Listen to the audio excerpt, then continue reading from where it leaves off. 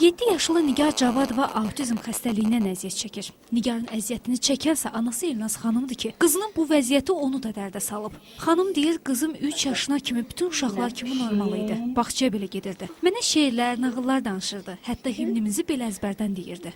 Təxminən bir 3 yaşından sonra gördüm ki, bu başladı arxaya, geriləməyə. Şeirin əvvəli gəldi, axırı gəlmədi, ortası gəldi, nə bilim, belə də.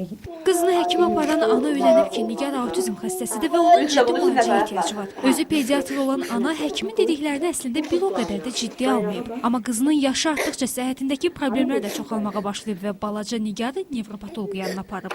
Bizdə ümumiyyətlə belə bir səhiyyədə belə bir qanun yoxdur ki, məsələn, diaqnoz qoyulsun ki, autizm.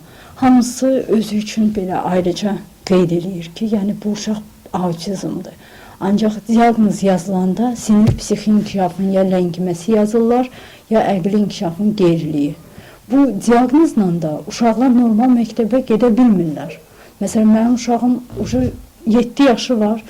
O normal məktəbə mən qoya bilmirəm. Jalə Mustafayevanın övladı Ruzi də 1 yaşından autizm xəstəliyini canında hiss eləməyə başlayıb. Övladından ana sözünü eşitməyə həsrət qalan qadının narahatlığını ətrafdakılar balacanın şıltaqlığından irəli gələn bir hal kimi qiymətləndiriblər. Ta ki uşağın 3 yaşına kimi. Bundan sonra həkimə müraciət edəndə anaya məlum olub ki, bu heç də şıltaqlıq falan deyil. Bu xəstəlikdir və konkret adı da var. Autizm. İndi övladı bu sindromdan əziyyət çəkən valideynlər uşaqları üçün autizm mərkəzinin yaradılmasını istəyir.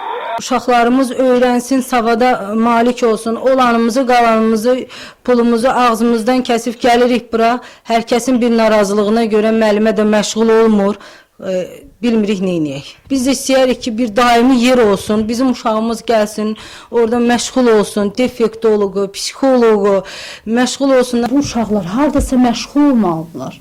Məktəbə getmirlər, heç olmasa bu cəmiyyətə öyrəşmək üçün. Bunlara heç olmasa bir 5 dənə, 6 dənə bir otaq lazımdır.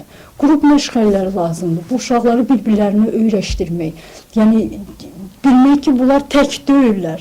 Mən bu uşağı evdə nə qədər saxlayayım? Bu uşaq gəlib başqa uşaqları görsün. Bu uşaq indi evdə darıxır.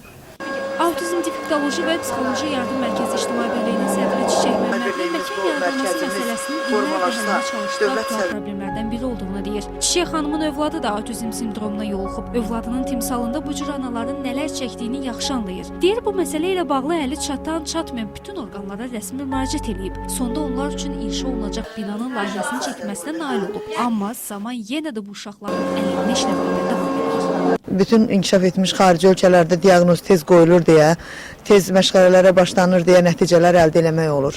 Bizdə isə nə diaqnoz qoyulmasında problem var, həm diaqnoz qoyulmasında, həm ixtisasçılarda. Vaxt etdikcə bizim elə bil ki, bütün zəhmətimiz itir. Uşaqların, bax bu çəkdiyimiz, sərf elədiyimiz vaxt, məşğələlər, bunları biz nə vaxt başlayacağıq?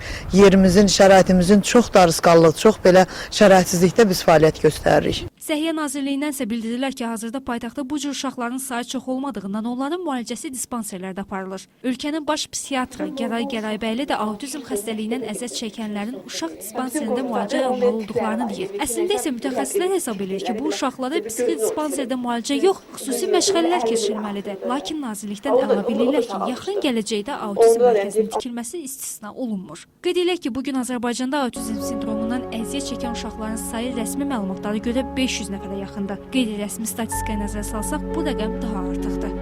Elnarə Məmmədova, Emin Qaraşlı, Aynəs.